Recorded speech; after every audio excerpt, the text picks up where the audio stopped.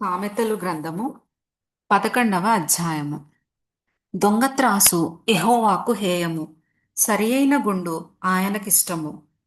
అహంకారము వెంబడి అవమానము వచ్చును, వినయము గల వారి యొద్ద జ్ఞానమున్నది. యథార్థవంతుల యథార్థత వారికి త్రోవ చూపించును, ద్రోహుల మూర్ఖ స్వభావము వారిని పాడుచేయును. ఉగ్రత దినమందు ఆస్తి అక్కరకు రాదు, నీతి మరణము నుండి రక్షించును.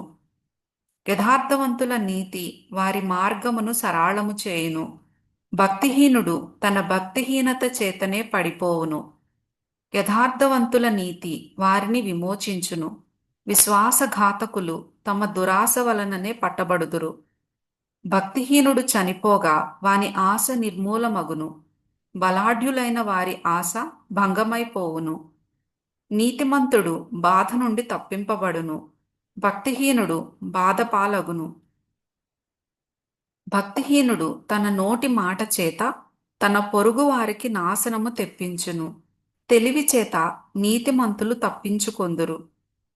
నీతిమంతులు వర్ధిల్లుట పట్టణమునకు సంతోషకరము, భక్తిహీనులు నశించునప్పుడు ఉత్సాహధ్వని పుట్టును.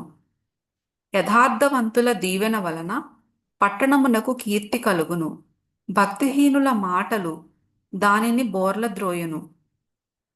తన పొరుగువానిని తృణీకరించువాడు బుద్ధిలేనివాడు, వివేకి అయిన వాడు మౌనముగా నుండును.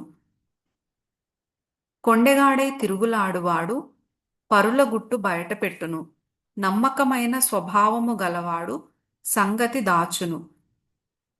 నాయకులు లేని జనులు చెడిపోవుదురు, ఆలోచనకర్తలు అనేకులుండుట రక్షణకరము. ఎదుటివాని కొరకు పూటబడిన వాడు చెడిపోవును, పూటబడనొప్పనివాడు నిర్భయముగా నుండును. నెనరుగల స్త్రీ ఘనత నొందును, బలిష్ఠులు ఐశ్వర్యము చేపట్టుదురు. దయగలవాడు తనకే మేలు చేసుకొనును, క్రూరుడు తన శరీరమునకు బాధ తెచ్చుకొనును. భక్తిహీనుని సంపాదన వానిని మోసము చేయును, నీతిని విత్తువాడు శాశ్వతమైన బహుమానము నొందును. యథార్థమైన నీతి జీవదాయకము, దుష్టక్రియలు విడువక చేయువాడు తన మరణమునకే చేయును. మూర్ఖచిత్తులు యెహోవాకు హేయులు, యథార్థముగా ప్రవర్తించువారు ఆయనకిష్టులు. నిశ్చయముగా భక్తిహీనునికి శిక్ష తప్పదు, నీతిమంతుల సంతానము విడిపింపబడును. వివేకము లేని సుందర స్త్రీ పంది ముక్కుననున్న బంగారు కమ్మి వంటిది. నీతిమంతుల కోరిక ఉత్తమమైనది, భక్తిహీనుల ఆశ అహంకారయుక్తమైనది. వెదజల్లి అభివృద్ధి పొందువారు కలరు, తగిన దానికన్నా తక్కువ ఇచ్చి లేమికి వచ్చువారు కలరు. ఔదార్యము గలవారు పుష్టి నొందుదురు, నీళ్లు పోయువారికి నీళ్లు పోయబడును. ధాన్యము బిగబట్టు వానిని జనులు శపించెదరు, దానిని అమ్మువాని తలమీదికి దీవెన వచ్చును. మేలు చేయగోరువాడు ఉపయుక్తమైన క్రియ చేయును, కీడు చేయగోరువానికి కీడే మూడును.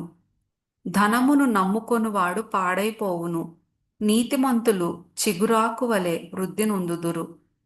తన ఇంటివారిని బాధపెట్టువాడు గాలిని స్వతంత్రించుకొనును, మూఢుడు జ్ఞాన హృదయులకు దాసుడగును.